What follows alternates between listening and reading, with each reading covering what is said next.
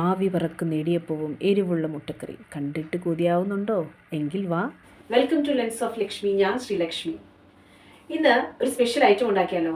വളരെ ചെറിയ ഇൻഗ്രീഡിയൻസ് വെച്ച് നമുക്ക് ഒരു സ്പൈസി എഗ് റോസ്റ്റ് ഉണ്ടാക്കാം അല്ലേ? ബാച്ചിലേഴ്സിനും അതുപോലെ തന്നെ ബിഗിനേഴ്സിനും ഏറ്റവും എളുപ്പത്തിൽ ഉണ്ടാക്കാൻ പറ്റിയ ഈ ഒരു ഐറ്റം എങ്ങനെയാണ് ഉണ്ടാക്കുമല്ലേ? മുട്ട പുഴുങ്ങാൻ കുറേ നേരം കാത്തിരിക്കാൻ നമുക്ക് നേരമുണ്ടോ? ഇല്ലല്ലോ. അതുകൊണ്ട് കുക്കറിലേക്ക് അങ്ങിടുക 3 മുട്ട. പക്ഷെ മുട്ട ഇതിൻ്റെ അകത്ത് ഡാൻസ് കളിച്ച് പൊട്ടിപ്പോകാതിരിക്കാൻ കുറച്ച് ഉപ്പിടുന്നത് നല്ല കേട്ടോ. ഉപ്പിട്ട് മുങ്ങിക്കിടക്കാനുള്ള വെള്ളവും ഒഴിച്ച് ഒരു വിസിൽ. അങ്ങനെ മെയിൻ ഐറ്റം ഇതാ ഗ്യാസിലേക്ക് കയറി. ഇഞ്ചി, വെളുത്തുള്ളി, പെരിഞ്ജീരകം, കുരുമുളക് ഇവരെ ഒന്ന് നന്നായിട്ടങ്ങ് പെരുമാറിയെടുത്ത സംഗതി അങ്ങ് ഉഷാറാവും.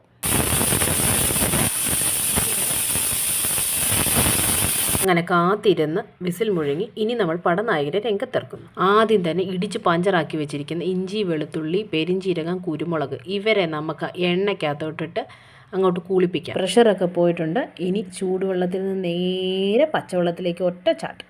ഇതാ വന്നു നമ്മുടെ അടുത്ത പടനായകർ, സവോളയും പച്ചമുളകും. സവോള ഒരുപാട് ചാട കാണിക്കാതിരിക്കാൻ അത് പെട്ടെന്നൊന്ന് വഴങ്ങി വരാൻ വേണ്ടി നമുക്ക് കുറച്ച് ഉപ്പിട്ട് കൊടുക്കാം. പച്ചമുളക് ഞാനൊന്ന് കീറിയാണ് ഇട്ടിരിക്കുന്നത്. ഇനി ഇവരെല്ലാവരും കൂടി അവിടെ കിടന്നൊന്ന് ആറാടട്ടെ അല്ലേ? പച്ചമുളകൊന്ന് കീറിയിടുന്ന കേട്ടോ നല്ലത്, എങ്കിൽ ആ എരിവൊക്കെ ഒന്ന് നന്നായിട്ട് പിടിച്ചോളും. അങ്ങനെ സവോള മര്യാദരാമനായി വന്നിട്ടുണ്ട്. നമ്മൾ വഴറ്റി അങ്ങനെ ആകെ പരിവാക്കി. ഇനിയാണ് നമ്മുടെ കളി. കുറച്ച് പേരെ ഇനി പാനിലേക്ക് ഇറക്കാനുണ്ട്. നമുക്കിനി കുറച്ച് ചായം വാരി വിതറിയാലോ? ആദ്യം നമുക്ക് കുറച്ച് മുളക് പൊടി, അത് എരിവിനനുസരിച്ച് മുളക് പൊടി ഇടുക. പിന്നെ കുറച്ച് മഞ്ഞൾപ്പൊടി, പിന്നെ ഗരം മസാല, പിന്നെ മല്ലിപ്പൊടി. ഇവയെല്ലാം നമ്മുടെ ആവശ്യത്തിനനുസരിച്ച് ഇടുക. പിന്നെ തീ കുറച്ചില്ലെങ്കിൽ പാവം പൊടികളെല്ലാം കരിഞ്ഞു പോവേ. ഇനി ഈ പൊടികളുടെ എല്ലാം പച്ചമണം മാറുന്നവരെ നന്നായിട്ടൊന്ന് വഴറ്റാം. കരിഞ്ഞു പോകാതെ നോക്കണേ, അല്ലെങ്കിൽ കയ്പുള്ള റോസ്റ്റ് കഴിക്കേണ്ടി വരും. ആ മസാലയുടെ ഒരു ഗുമ്മും മണമൊക്കെ വരുന്നത് വരെ നമുക്ക് ഇതൊക്കെ നന്നായിട്ടങ്ങ് ഇളക്കി കൊടുക്കാം. അപ്പോൾ നമ്മുടെ മുട്ടക്കുട്ടന്മാരെ തണുത്ത വെള്ളത്തിലുള്ള കുളിയൊക്കെ കഴിഞ്ഞ് കൊണ്ടുവന്നിട്ടുണ്ട്. തോടെല്ലാം നന്നായി ഊരിപ്പോന്നു.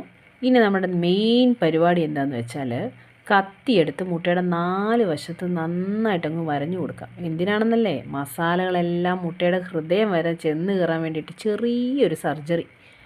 അതാണ് ഇത്. ഇനി മസാലയിലേക്ക് കുറച്ച് ചൂടുവെള്ളം ഒഴിച്ചു കൊടുക്കാം. പച്ചവെള്ളം ഒഴിച്ചാൽ മസാലയൊന്ന് ഞെട്ടിപ്പോകും. അതുകൊണ്ട് ചൂടുവെള്ളം തന്നെ ഒഴിക്കാൻ ശ്രദ്ധിക്കണം കേട്ടോ. ഇനി ഇതൊന്ന് തിളച്ച് വരാൻ വേണ്ടി നമുക്കൊന്ന് വെയിറ്റ് ചെയ്യാം.